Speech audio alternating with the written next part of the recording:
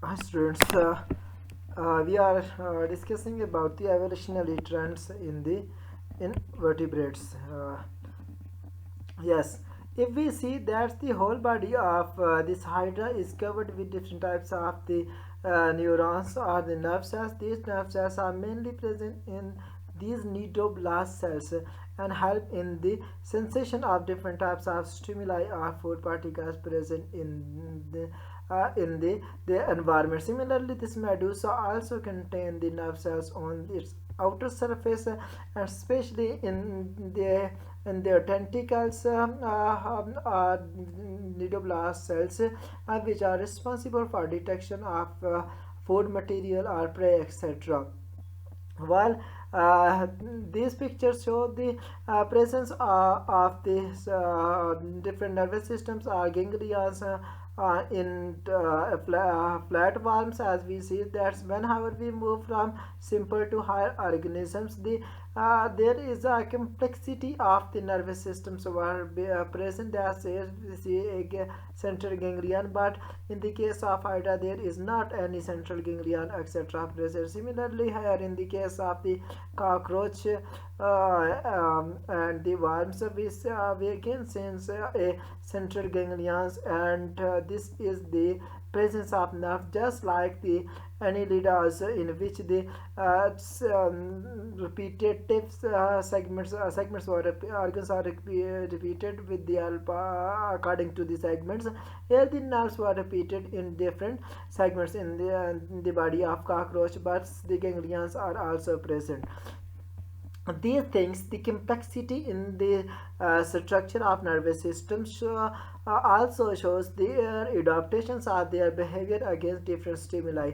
As we know that the hydra are the less active animals as compared to the cockroaches or the higher organisms, because these animals have some simplest form of the nervous system as compared to the cockroach, which contain ganglions etc, which have ability to detect smell, which have ability to detect the light etc, etc. That's things indicate whenever the number of the nervous cells and the complexity of these nervous cells and tissues were increasing, is it then the behavior of organism against different stimuli also become more and more advanced, as we can say see this things here.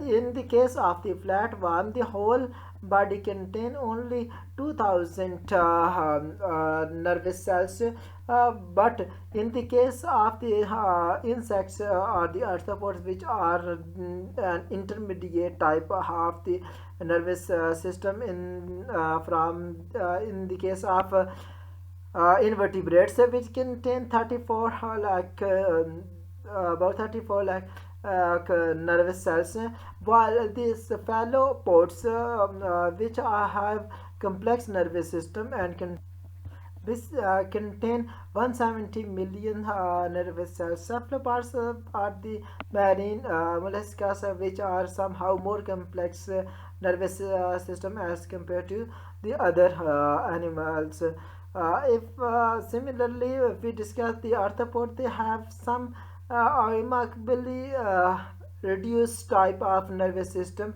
as compared to the annelida, in which their nervous system contain three parts.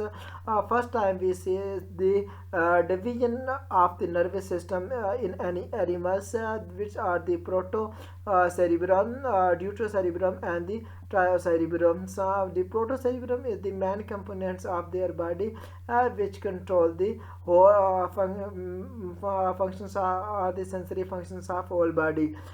This is the comparison of central nervous system in snail as well as the in a housefly. We see that in the case of snail or mollusca, a more complex nervous system is present as compared to the housefly.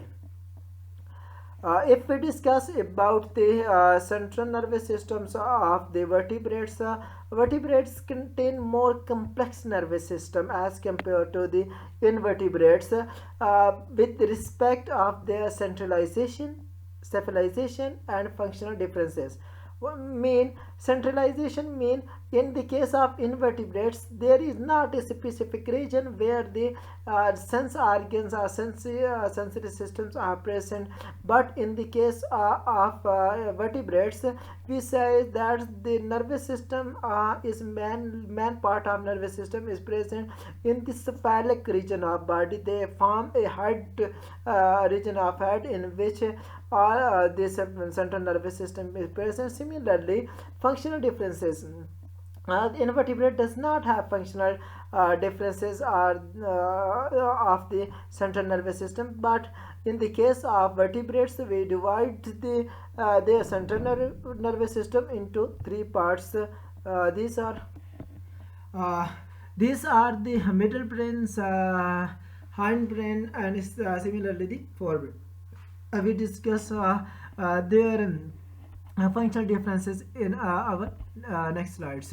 If we discuss about the evolutionary trends in brains of invertebrates, we can clearly see that the evolutionary the brain of invertebrates is divided into two different trends or lines. These are, first one is the bonifacius, in which the midbrain is much more as compared to the other parts of body, and most of the functions were performed by regions, especially optic tectum is more thinker as satisfied and acting as the main region. This is the region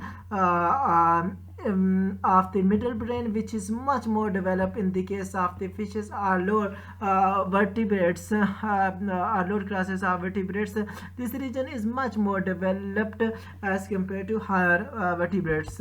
If we discuss about the higher vertebrates or the mammals, in the case of the mammals, they involve the cephalization of cerebral hemisphere. This part is more developed. This is the part of the forebrain in the case of mammals, which is mainly responsible for the association or for the functioning of different sensory or motor functions. Mostly this is the parts which is much more developed in the case of high animals.